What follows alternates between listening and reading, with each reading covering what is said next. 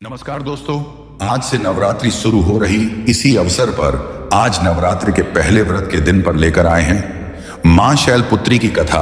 देवी सप्तशती में कहा गया है कि वैवस्वत मनवंतर में भगवती जगदम्बा, जो कि नंद गोपाल से नंदा नाम से उत्पन्न होगी, वह देवी की जो पूर्ण श्रद्धा पूर्वक स्तुति और पूजा करेगा, वो इस तीनों लोगों के उपासकों को अपने अधीन कर लेगा। ओम नमः भगवते वासुदेवाय नमः। इस शारदीय नवरात्रि के शुभ दिनों की आप सबको शुभकामनाएं। देवी दुर्गा की आराधना के इस पवित्र पर्व में भगवती जगदम्बा की स्तुति और महिमा गान द्वारा उनकी विशेष कृपा प्राप्त की जाती है। वर्ष में आने वाली नवरात्रि में यह सबसे महत्वपूर्ण और मुख्य मानी जाती है।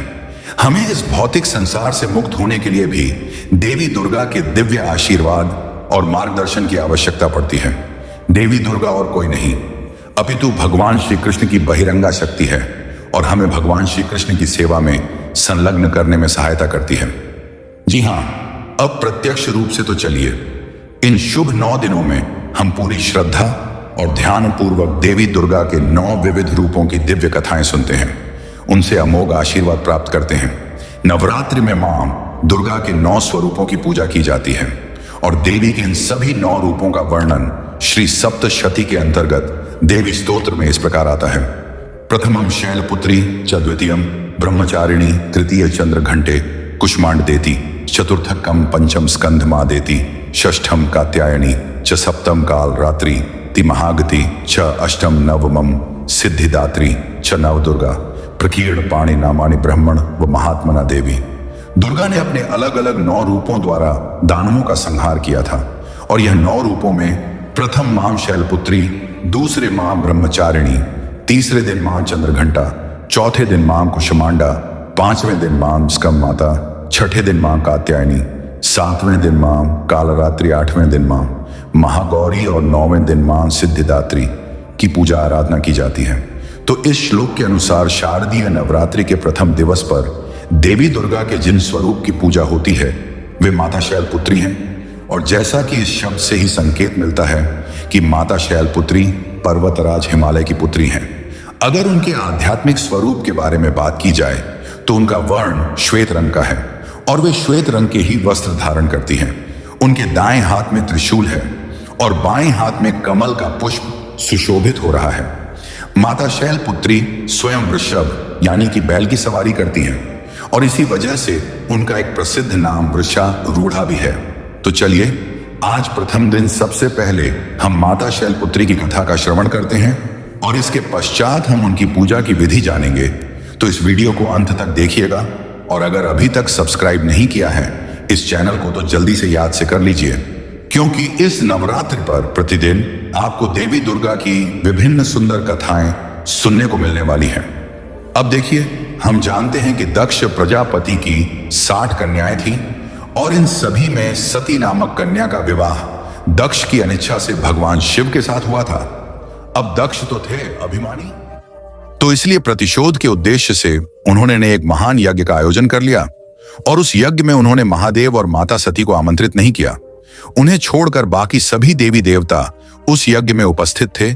जब देवी सती को इस बात का पता चला तो वे बड़ी दुखी हुई, लेकिन साथ ही अपने पिता के यज्ञ में जाने के लिए लालायित भी हो उठी।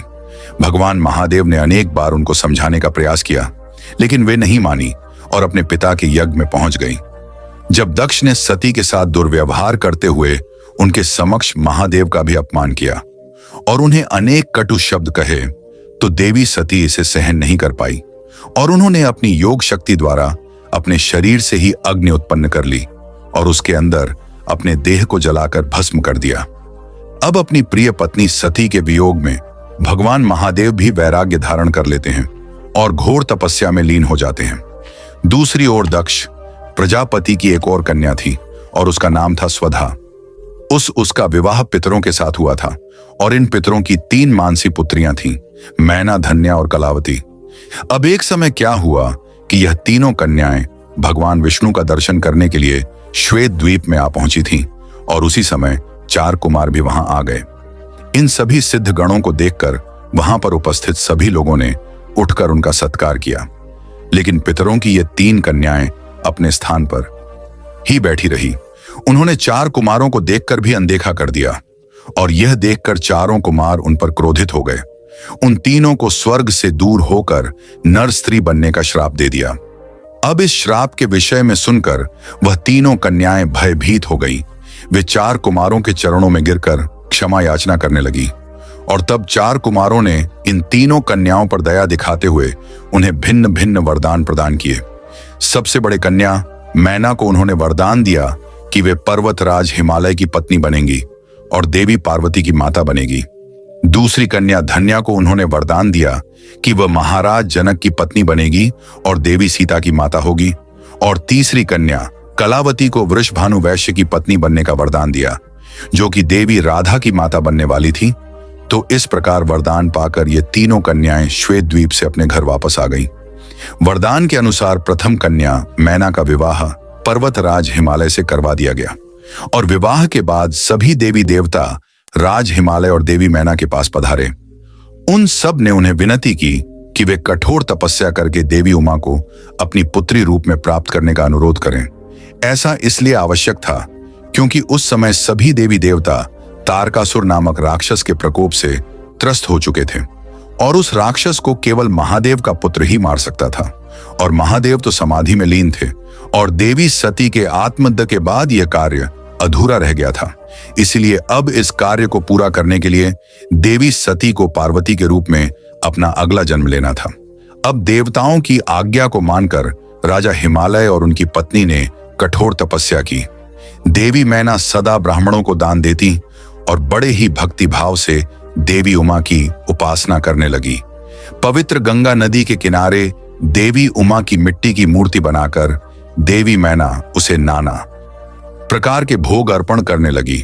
कठोर व्रत का पालन करते हुए वे निराहार रहने लगी और कभी कभी तो सिर्फ जल पर निर्भर रहती। एक समय तो उन्होंने मात्र वायु पर ही अपना जीवन यापन किया और इस प्रकार कठोर तपस्या करते हुए उन्हें 27 वर्ष बीत गए। इतने लंबे समय तक तपस्या करने के बाद जगदम्बा देवी मैना के सामने प्रकट हुई, उन्हें दर्शन देकर वरदान मांगने के लिए कहा और तब देवी मैना ने उनसे आग्रह किया कि वे स्वयं उनकी पुत्री के रूप में अवतरित हों। देवी उमा ने उन्हें यह वरदान दिया और उसके बाद राजा हिमालय के घर पर पार्वती के रूप में देवी उमा का प्राकट्य हुआ। हिमालय पर्वतों के राजा थे और पर्वत को शैल भी कहते हैं, इसलिए पार्वती का एक नाम शैलपुत्री भी पड़ा। उनका एक अन्य नाम हेमवती भी है।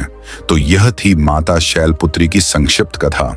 नवरात्रि के प्रथम दिन देवी शैलपुत्री की अत्यंत श्रद्धा और निष्ठापूर्वक पूजा आराधना करने से वे अत्यंत प्रसन्न होती हैं।